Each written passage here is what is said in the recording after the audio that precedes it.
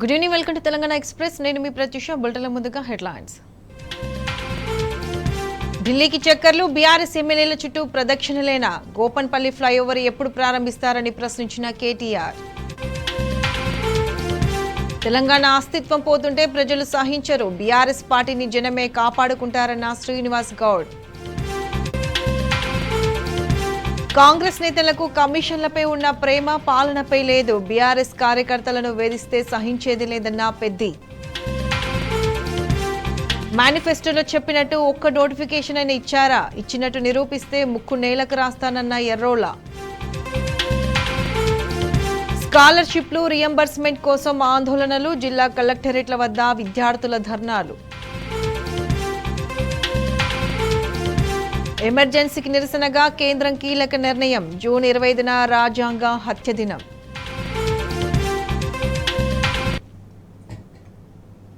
ఇక అప్డేట్ చూస్తే జనగామ జిల్లాలో 19 మంది విద్యార్థులు అర్ధరాత్రి పూట హాస్టల్ కూడా దూకి పారిపోయిన ఘటన వివాదం రేపుతుంది. జనగామ మండలం పెంబర్తి గ్రామ మహాత్మా జ్యోతిబా పులే హాస్టల్లో నుంచి విద్యార్థులు పారిపోయారు. అర్ధరాత్రి కాలినడకన సుమారు 10 కిలోమీటర్లు నడిచి జనగామ పట్టణంలోని మహాత్మా జ్యోతిబా పులే హాస్టల్ చేరుకున్నారు. టీచర్లు, సీనియర్ విద్యార్థుల వేధింపులు భరించలేక విద్యార్థులు పరారైనట్లు సమాచారం కాగా, అర్ధరాత్రి విద్యార్థులు పరారైన విషయం తెలిసిన పెంబర్తి హాస్టల్ సిబ్బంది నిర్లక్ష్యంగా వ్యవహరించారు. కనీసం తల్లిదండ్రులకు సమాచారం ఇవ్వలేదు. దీంతో విషయం తెలిసాక సదరు విద్యార్థుల తల్లిదండ్రులు పెంబర్తి హాస్టల్ సిబ్బందిపై ఆగ్రహం వ్యక్తం చేశారు. జనగామ మహాత్మా జ్యోతిబా పులే హాస్టల్ ముందు ఆందోళనకు దిగారు. బాధిత విద్యార్థులు పెంబర్తి హాస్టల్లో టీచర్లు, సీనియర్లను తమను వేధిస్తున్నారని ఆవేదన వ్యక్తం చేస్తున్నారు. పెంబర్తి స్కూల్ మాకొద్దు, జనగామ స్కూల్లోనే ఉంటామని నినాదాలు చేశారు.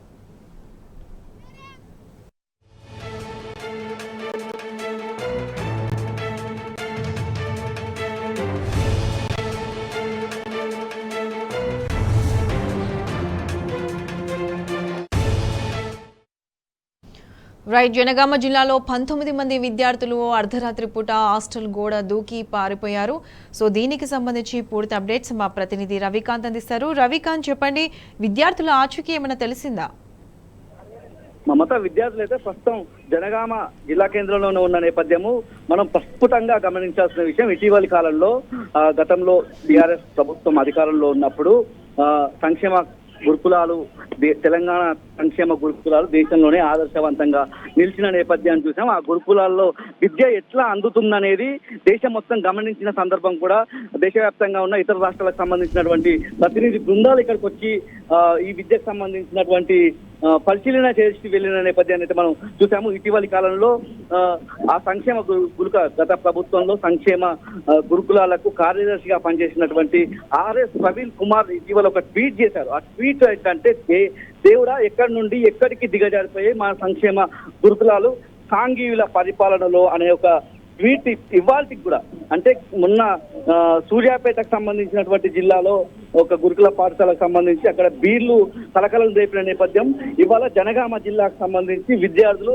హాస్టల్ దూకి పారిపోయిన సందర్భం మనం చూస్తా ఉన్నాము. విద్యార్థులకు రక్షణ కరువైందన్న సంఘటన మనం ఇక్కడ గమనించాల్సి ఉంటుంది. పురుషుల విద్యార్థులు పారిపోవడం అనే అంశంగా జనగామ జిల్లాలో అర్ధరాత్రి హాస్టల్ గోడ దూకి 19 మంది విద్యార్థులు, భవితవ్యం ఉన్నటువంటి 19 మంది విద్యార్థులు పారిపోయారు. హాస్టల్ గోడ దూకి పారిపోయారంటే హాస్టల్స్ మీద ఈ ప్రభుత్వానికి కావచ్చు, అధికారులకు మాత్రం ఏమాత్రం శ్రద్ధ ఉందని మనం గమనించాల్సి ఉంటుంది. ఇదే సందర్భంలో పిల్లలకు ఎటువంటి రక్షణ హాస్టల్స్ లో లేదని, ముఖ్యంగా గురుకుల హాస్టల్స్ లో రక్షణ లేదని మనం అర్థం చేసుకోవాల్సిన సందర్భం మనకు కనిపిస్తా ఉంది. జనగామ జిల్లాకు సంబంధించి అర్ధరాత్రి హాస్టల్ గోడ దూకి 19 మంది విద్యార్థులు పారిపోయిన నేపథ్యము జనగామ మండలం పెంబర్తి గ్రామ మహాత్మా జ్యోతిబా పూలే హాస్టల్ సంబంధించి ఈ విద్యార్థులంతా పారిపోయిన నేపథ్యం. విద్యార్థులంతా చెప్తున్న విషయం ఏంటంటే, టీచర్లు, ఇక్కడ ఉన్నటువంటి సీనియర్ విద్యార్థులు, పారిపోయిన విద్యార్థులు 8వ తరగతికి సంబంధించిన విద్యార్థులు, అంతకంటే చిన్న తరగతుల విద్యార్థులు, వీళ్ళంతా కూడా పారిపోయిన నేపథ్యం. 19 మంది విద్యార్థులు, వీళ్ళంతా కూడా 9, 10వ తరగతి సంబంధించినటువంటి విద్యార్థుల వేధింపులు, దాంతో పాటు టీచర్లు కూడా ఇష్టం ఉన్నట్లుగా, అంటే సమాజాన్ని తీర్చిదిద్దేటువంటి గురువులు కూడా అసభ్యకరమైన పదజాలను ఉపయోగించి విద్యార్థుల విషయంలో మాట్లాడడం ఈ విద్యార్థులు తట్టుకోలేని సందర్భం మనం చూసాము. మరో విషయం, ఈ సంఘటనకు సంబంధించి మరో విషయం గమనించాల్సి ఉంటుంది. జనగామకు సంబంధించినటువంటి గురుకుల హాస్టల్ సంబంధించి వీళ్ళని జాయిన్ చేస్తే ఈ ఒక 20-30 రోజుల కాలంలో వీళ్ళని 3 హాస్టల్స్ మార్చారు. ఒకటి తొర్రూరు సంబంధించి, మరొకటి మడూరుకు సంబంధించి, ఇప్పుడు పెంబర్తి. అంటే జనగామ గురుకులాన్ని వీళ్ళు సెలెక్ట్ చేసుకున్న క్రమంలో ఇటు తొర్రూరు, అదేవిధంగా మడూరు, పెంబర్తి ఈ 3 గురుకులాలకు తిప్పి వీళ్ళను ఇబ్బందులు పెట్టారని కూడా చెప్పాల్సి ఉంటుంది. ఇందులో ప్రధానంగా గమనించాల్సింది అర్ధరాత్రి 19 మంది విద్యార్థులు పెంబర్తి నుంచి జనగామ రావడం అంటే ఇది మొత్తం నేషనల్ హైవేగా చెప్పుకోవాల్సి ఉంటుంది. నేషనల్ హైవే నుంచి వీళ్ళు ప్రమాదాల బారిన పడే రోడ్ ఇదంతా కూడా కాలినడకన 10 మంది విద్యార్థులు వచ్చే క్రమంలో వీళ్ళకి ఏదైనా అపాయం జరిగి ఉంటే, ఏదైనా జరగరాని చర్య జరిగి ఉంటే వాళ్ళ ప్రభుత్వం ఏం సమాధానం చెప్తుందని ఇక్కడ ఉన్నటువంటి తల్లిదండ్రులు ఆందోళన వ్యక్తం చేస్తున్న నేపథ్యం అయితే మనకు కనిపిస్తా ఉంది. మేము ప్రభుత్వ పాఠశాలలో వేయడం అంటేనే ప్రభుత్వం మీద నమ్మకంతో వేస్తాము. ఇలాంటి సందర్భంలో తమ పిల్లలు అంటే తాము పనులు చేసుకునే క్రమం ఉంటుంది. తాము పేదలం కాబట్టి పేద విద్యార్థులకు సంబంధించి గురుకుల పాఠశాలలో వేసిన నేపథ్యంలో వాళ్ళకి అర్ధరాత్రి ఏదైనా అపాయమో జరగరాని సంఘటన జరిగితే ఈ ప్రభుత్వం కానీ అధికారులు కానీ ఏం చెప్తారనే ఒక ప్రశ్న అయితే తల్లిదండ్రుల నుంచి వ్యక్తం అవుతోంది. పెంబర్తికి సంబంధించిన విద్యార్థులంతా కూడా జనగామ హాస్టల్ వీళ్ళు ఏదైతే కోరుకున్నారో ఆ హాస్టల్కి చేరుకున్న నేపథ్యంలో హాస్టల్ ముందు నిరసన తెలుస్తున్న నేపథ్యం అయితే మనకు కనిపిస్తా ఉంది. ఇప్పటి వరకు కూడా ఆ విద్యార్థుల విషయంలో, టీచర్ల విషయంలో ఎటువంటి చర్యలు తీసుకోని సంఘటన అయితే మనం చూస్తా ఉన్నాం. గురుకులాల పరిస్థితి అధ్వానంగా మారింది ఈ కాంగ్రెస్ పాలనలో మనం చెప్పుకోవాల్సి ఉంటుంది. ఇటీవల ఆర్ఎస్ ప్రవీణ్ కుమార్ ట్వీట్ మనం చూసినట్లయితే దేవుడా ఏమైంది ఈ గురుకులాలకు ఈ కాంగీల పాలనలో అనే ఆయన ట్వీట్ ఈ సందర్భానికి కావచ్చు. సూర్యాపేటలో గురుకుల పాఠశాలలో బీర్లు దొరికిన సంఘటనకు మాత్రం సరిగ్గా యాప్ట్ అవుతామని మనం చెప్పుకోవాల్సి ఉంటుంది. విద్యార్థుల తల్లిదండ్రులు కూడా తీవ్రమైన ఆందోళన వ్యక్తం చేస్తున్నారు. తమ పిల్లలకు ఏదైనా జరిగి ఉంటే ఎవరు సమాధానం చెప్తారన్న ఒక ప్రశ్న అయితే తల్లిదండ్రుల నుంచి వ్యక్తం అవుతా ఉన్న నేపథ్యం అయితే మనం చూస్తా ఉన్నాం. Right, thank you.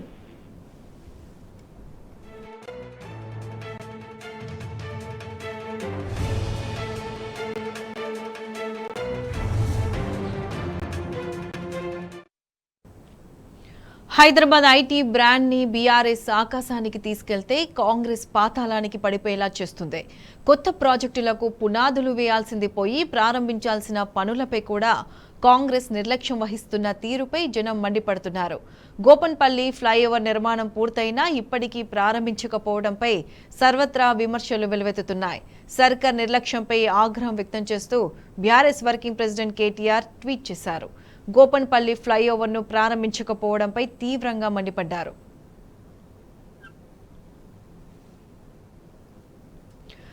Nallagandla, Gopanpally, Tellapur, Chandanagar వాసులకు ట్రాఫిక్ కష్టాలు తీర్చే గోపన్పల్లి ఫ్లైఓవర్ని వెంటనే ప్రారంభించాలన్నారు కేటీఆర్. సీఎం రేవంత్ కు ఢిల్లీకి చక్కర్లు, బీఆర్ఎస్ ఎమ్మెల్యేల ఇళ్ల చుట్టూ తిరగడంపై ఉన్న శ్రద్ధ ప్రజా సమస్యలపై లేదా అని ప్రశ్నించారు. వెంటనే గోపన్పల్లి ఫ్లైఓవర్ను ప్రారంభించాలని, లేదంటే ప్రజలే ప్రారంభించే పరిస్థితి వస్తుందని హెచ్చరించారు కేటీఆర్.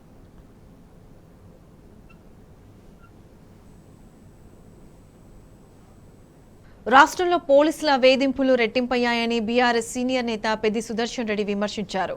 కీలకమైన హోంశాఖను సీఎం రేవంత్ రెడ్డి తన వద్దే ఉంచుకోవడంతో శాంతి భద్రతలు అదుపు తప్పాయన్నారు. బీఆర్ఎస్ పాలనలో ఉమ్మడి వరంగల్ జిల్లాను వందలాది కోట్ల రూపాయల నిధులతో అభివృద్ధి చేశామన్న ఆయన 7 నెలల కాంగ్రెస్ పాలనలో ₹1 అయినా తెచ్చారా అని ప్రశ్నించారు. బీఆర్ఎస్ ప్రజా ప్రతినిధులను, నేతలను చేర్చుకోవడం, గులాబీ కార్యకర్తలపై కేసులు పెట్టడమే కాంగ్రెస్ పనిగా పెట్టుకుందని విమర్శించారు. ఎన్నికల వేళ కాంగ్రెస్ ఇచ్చిన హామీలపై నిత్యం ప్రశ్నిస్తూనే ఉంటామని స్పష్టం చేశారు. ఉమ్మడి వరంగల్ జిల్లాలో కానీ జరుగుతున్నటువంటి హత్యలు, మానభంగాలు, ఆత్మహత్యలు, అరాచకాలు ఒక వంతైతే ప్రతిపక్ష పార్టీల కార్యకర్తల పట్ల కూడా పోలీసుల వేధింపులు రెట్టింపైనాయి. బీఆర్ఎస్ పార్టీ 10 ఏళ్ల అధికారం ఉన్నది. ఇలాంటి ఘటనలు ఎప్పుడు మీ పార్టీకి ఎప్పుడైనా ఎదురైనాయా? ఈ విచిత్రమైనటువంటి పాలన ఎందుకు చేస్తున్నారో ఆత్మవిమర్శ చేసుకోవాలని చెప్పి అధికార పార్టీ నాయకులను మేము డిమాండ్ చేయడం జరుగుతూ ఉన్నది. ఒక ఉన్మాదపూరితమైనటువంటి అండ్రెస్ట్ అనేది ఈరోజు తెలంగాణ సమాజంలో వచ్చింది, వరంగల్ జిల్లాలో, పాత జిల్లాలో కూడా వచ్చింది. యువత పెడదోవబడుతున్నారు.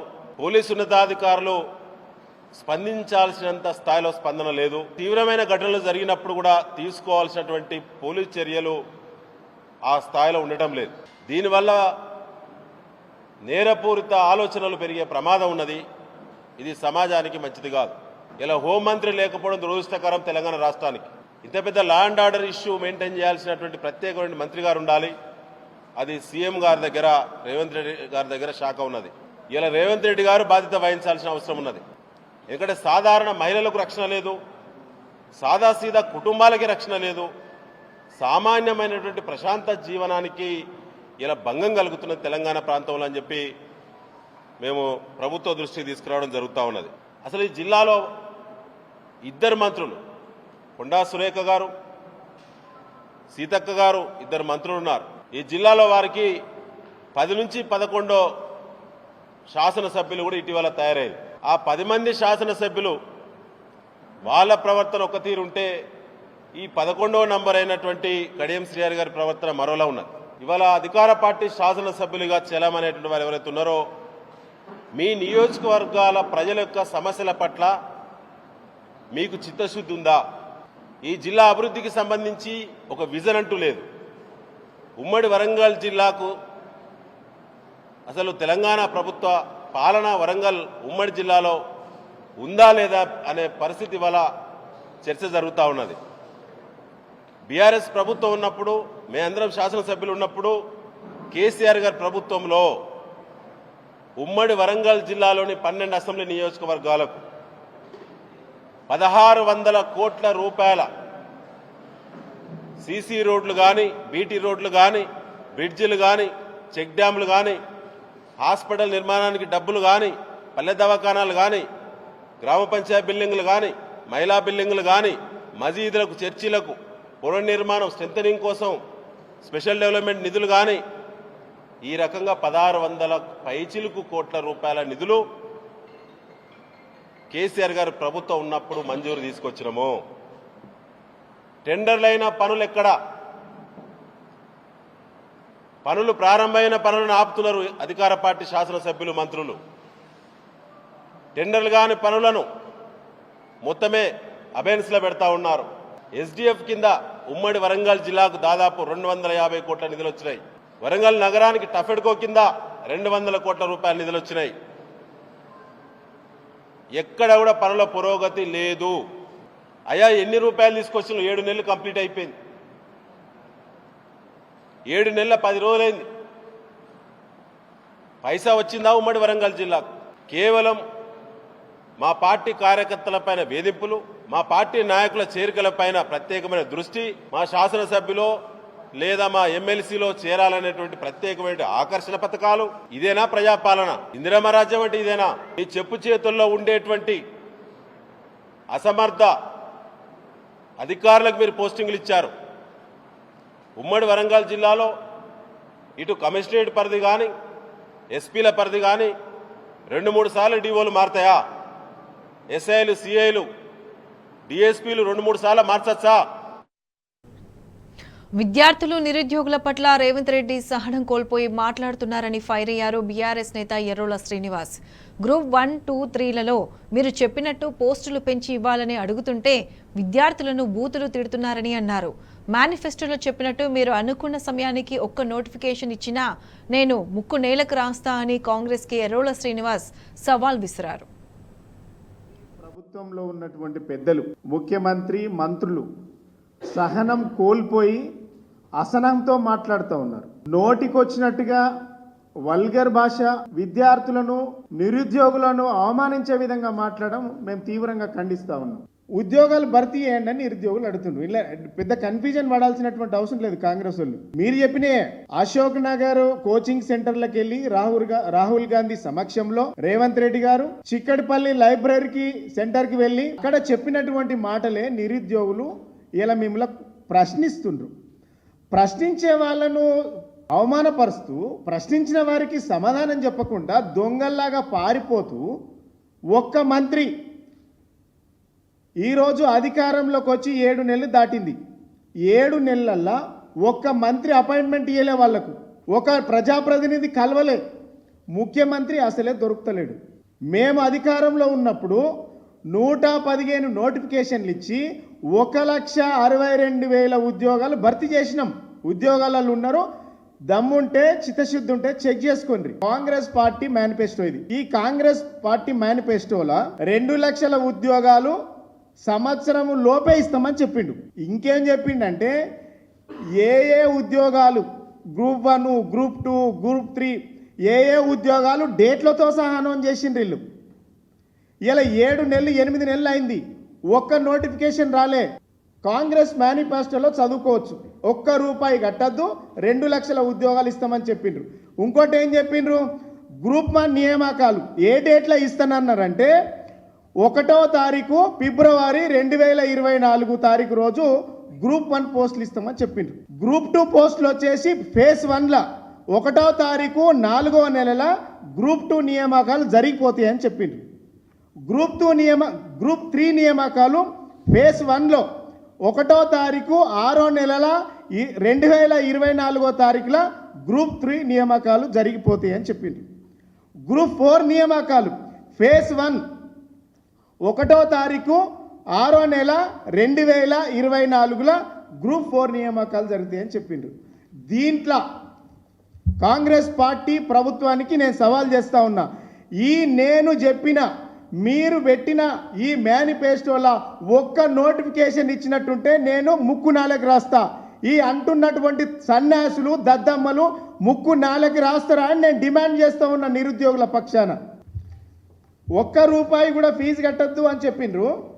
అధికారంలోకి వచ్చిన తర్వాత విద్యార్థుల నుంచి డబ్బులు వసూలు చేస్తూ ఉన్నారు. నిరుద్యోగుల నుంచి 33 కోట్ల రూపాయలు 33.5 కోట్ల రూపాయలు వసూలు చేసిండ్రు ఒక్క డిఎస్సి అభ్యర్థుల నుంచి. ఈ ఖజానా ప్రభుత్వానికి పోయింది. నిరుద్యోగుల జీవితాలతోని ఆడుకుంటున్నటువంటి ప్రభుత్వం ఈ కాంగ్రెస్ ప్రభుత్వం. ఇలా నిరుద్యోగులతో రాజకీయం చేయొద్దు. వాళ్ళు 45 రోజులు గడువు అడుగుతున్నారు, పోస్ట్ పోన్ చేయమన్నది గది. వాటితోని వాళ్ళ జీవితాలతో ఆడుకోకుండా వాళ్ళతోని మానవతా దృక్పథంతో వాళ్లకు ఖచ్చితంగా సహకరించాలి.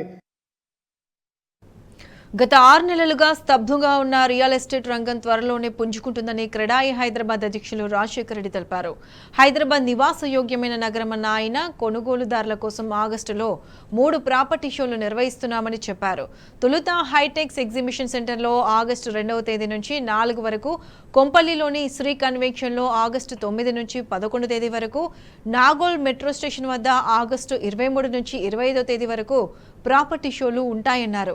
గృహ కొనుగోలుదారులు, రియల్ ఎస్టేట్ ఔత్సాహికులు క్రెడాయి ప్రాపర్టీ షోల్లో పాల్గొని సందేహాలను నివృత్తి చేసుకోవడంతో పాటు తమకు నచ్చిన ఇంటిని సొంతం చేసుకోవాలని కోరారు.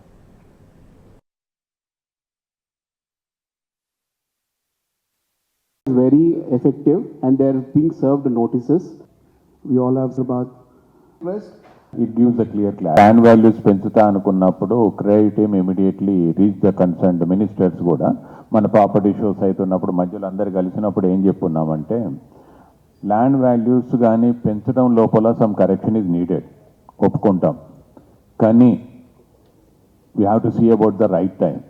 అంటే ఇప్పుడిప్పుడే మనము యాక్టివ్ మోడ్లోకి వస్తున్నాం కాబట్టి ఈ ఒకటి పెంచుతున్నాం అనేది ఒక కామన్ మ్యాన్ మీద ఏమవుతుందనంటే ఏదో బర్డెన్ పడబోతుంది అనేది ఒక మైండ్కి దాగుతుంది. కాబట్టి కొంచెం ఆలోచించి నిర్ణయాలు తీసుకోండి అని చెప్పినాము. ఆ తర్వాత ఒక సైంటిఫిక్ స్టడీ చేసి దాని గురించి ఏదన్నా ఉంటే పెంచేటప్పుడు కొన్ని ఏమవుతుందంటే కొన్ని ఏరియాలలో రిజిస్ట్రేషన్ ఎక్కువగా చేసుకుంటున్నారు, but still the card value is less. But కొన్ని ఏరియాలలో పెంచినా కూడా ఇప్పుడు ఉంటుంది కొన్ని రకాలుగా మనం ఎప్పుడు చూడాలంటే ల్యాండ్ వాల్యూస్ వరకు పర్లేదు, కానీ దాని ఇంప్లికేషన్స్ వేరే జిఎస్టీ మీద ఇవన్నీ వచ్చినప్పుడు ఏంటంటే కామన్ మ్యాన్ మీద కూడా చాలా పడతాయి.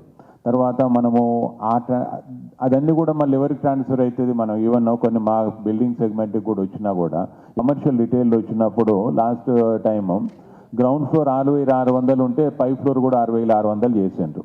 అది కొంచెం ఇబ్బందికరంగా ఉండే అటువంటి. బట్ ఇక్కడ ఒకటి గుర్తుపెట్టుకోండి, officials are very clear about that. అటువంటి కరెక్షన్స్ ఏదన్నా ఉంటే మేము చేస్తామని అన్నారు. ఈ బులెటిన్ అప్డేట్స్ కి వాచింగ్ టీ న్యూస్.